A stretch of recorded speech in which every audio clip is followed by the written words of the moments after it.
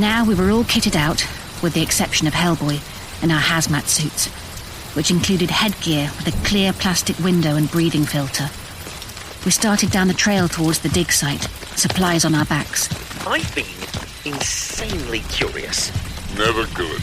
And I've been wanting to ask how the two of you met. You don't know the story? Well, I know it was something for the museum. The BPRD sent Hellboy in, but the rest is just gossip, I guess. What's the gossip? I can't wait to hear this. I'd rather go back to talking about my grooming habits. Not trying to pry. I'm just... well, my mum says I'm an incurable romantic. That's sweet, Prowler. Not really. She mostly says it while needling me about finding a girlfriend. Her job, isn't it? I suppose. I'll tell it. You will.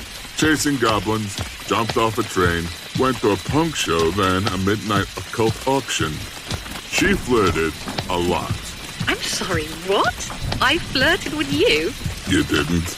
This is excellent. You seemed extremely uptight. Thought I'd loosen you up a bit. That's what it was? You never went to the sort of school where a girl would poke you or chase you on the playground. Bashful can be attractive. There it is. You found his bashfulness. I'm not bashful. It was mostly his grumpy bravado. That's what I need. Grumpy bravado. All three of you are very strange. We were all nervous. Hellboy had wound me up to take our minds off the horror of the night before and the fear of what might be to come. He was good at that. Truth was, he was simply good. I probably should have said it then, but I knew it would have embarrassed him. Yes, he had all sorts of bluster hardwired into him, and no question, there were daddy issues.